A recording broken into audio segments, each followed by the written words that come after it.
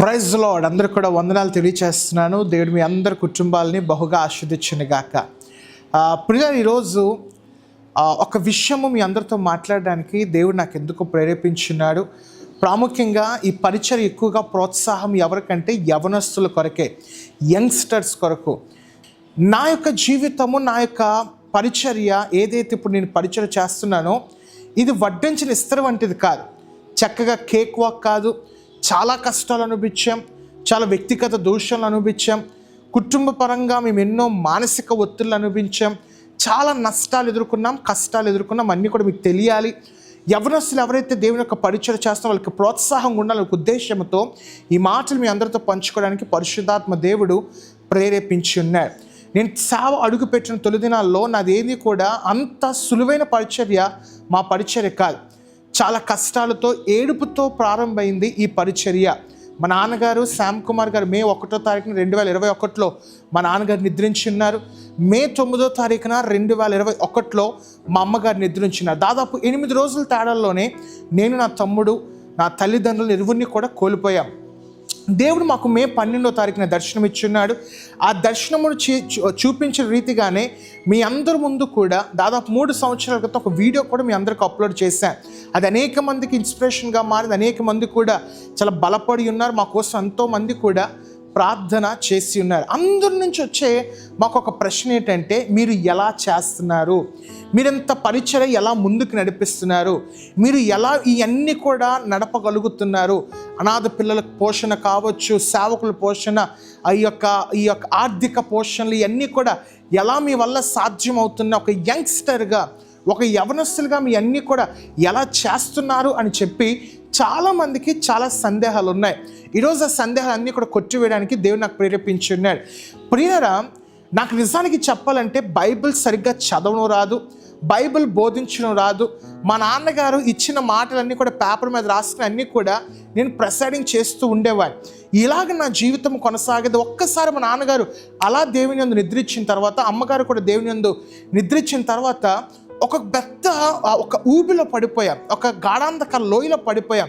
ఎలా మా బ్రతుకులు, నేను వాక్యం ఎలా చెప్పను, నా తమ్ముడు ఎలా కొనసాగిస్తాడు, ఇవన్నీ కూడా ఒక పెద్ద మాకు క్వశ్చన్ మార్క్లు కనబడినప్పుడు ప్రభువుని మేము అడిగాం. ప్రభువా, దయచేసి మాకు సహాయం చేయి ప్రభు అన్నప్పుడు యెషయా 41:10తో దేవుడు మాతో మాట్లాడి ఉన్నారు.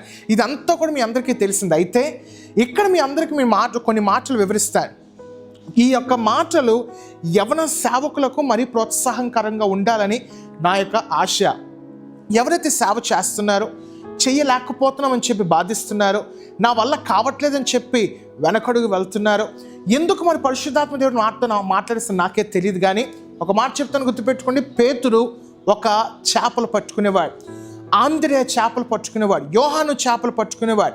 అపోస్తలుడైన పౌలు గారికి ఆయన సౌలుగా ఉన్నప్పుడు ఎటువంటి కూడా సేవ అనుభవం లేదు.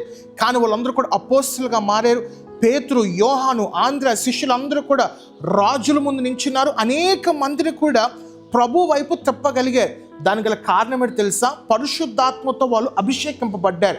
ఈరోజు నువ్వు యవన సేవకులు ఎవరైతే చూస్తున్నారో, లేకపోతే విశ్వాసులు ఎవరైతే నా వల్ల కొన్ని పనులు నేను చెయ్యలేకపోతానని చెప్పి బాధిస్తున్నారో, మీరందరూ కూడా చేయవలసింది ఏంటంటే, ప్రభువా నన్ను అభిషేకించు ప్రభువా.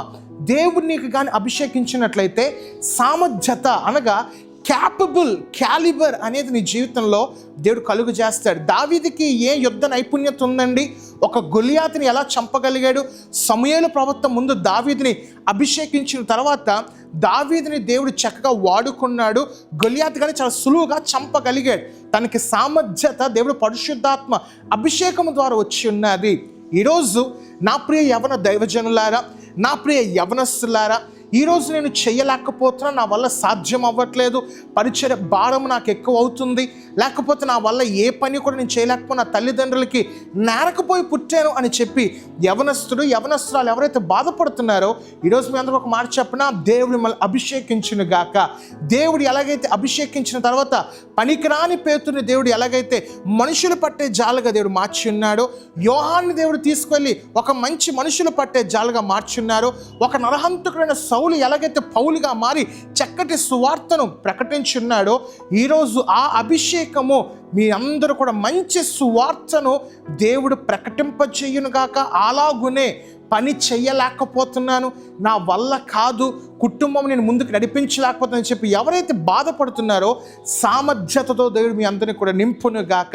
ఈ పరిచర్య ఎలాగ నడుస్తుందంటే, ఈ పరిచర్య ఇలాగను ముందుకు వెళ్తుందంటే దానికి గల కారణము దేవుని యొక్క అభిషేకము. మా జ్ఞానము కాదని ఏదో బీటెక్ చదివిస్తాము, లేకపోతే నా తమ్ముడు ఏదో బయాలజికల్ స్టడీస్ చేస్తున్నాడు, ఇవన్నీ కూడా ఒక ఎత్తు అయితే మాకు ఏ జ్ఞానము లేదు. కానీ ప్రభు జ్ఞానం ఇచ్చాడు. అడిగాం, ప్రభా మాకు జ్ఞానం నువ్వు ప్రభు అని చెప్పి సొలొమోన్లాగా అడిగిన తర్వాత దేవుడు మాకు అన్ని విషయాల్లో కూడా జ్ఞానం నింపుతాడు. ఆయన అభిషేకము మేము చూడగలుగుతున్నాం. ఈరోజు నా ప్రియ యవన దైవ సేవకుడా, మీ అందరికీ ఒక మాట మీ అందరికీ చెప్తున్నాను, భయపడవద్దు, ఏ విషయంలో కూడా భయపడవద్దు. దేవుడు మన పక్షాన ఉన్నారు. విశ్వాసులు ఎవరైతే వీక్షిస్తున్నారో, ఎవరైతే సేవకులు వీక్షిస్తున్నారో, దయతో మీ మధ్యనున్న యవన సేవకులను ప్రోత్సహించండి, యవన దైవజనులు ప్రోత్సహించండి. మీరు వాళ్ళని ప్రోత్సహిస్తే అద్భుతాలు దేవుడు చేస్తాడు. సొలొమోను ద్వారా దేవుడు ఏ రీతిగా అద్భుతాలు చేశాడో, యోహాను, పేతురు, పౌలు 12 మంది శిష్యులు యవనస్తులుగా ఉన్నప్పుడు వాళ్ళు ఏ రీతిగా అద్భుతాలు చేశారో, యవనస్తులకు ఒక మంచి లక్షణం ఏంటి తెలుసా? వాళ్ళు ఏ పరిస్థితికి రాజ్యపడరు. వాళ్ళని మీరు ప్రోత్సహించండి. అనేకమైన ఆశ్చర్య కార్యములు మీ యొక్క గృహముల్లో, మీ యొక్క ప్రాంతంలో దేవుడు ఖచ్చితంగా చూపించబోతున్నాడు. God bless you, god bless India, god bless Andhra Pradesh. దేవుని యొక్క వాక్య పరిచయంలో మీ సహోదరుడు శామ్యూల్ జాక్. Thank you.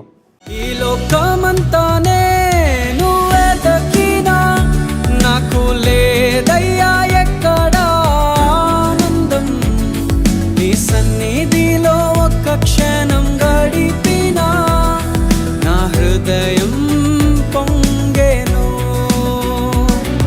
ఈ లోకమంతానే నువ్వెతకినా లేదయ్యా ఎక్కడ ఆనందం, నీ సన్నిధిలో ఒక్క క్షణం గడిపినా నా హృదయం పొంగెను,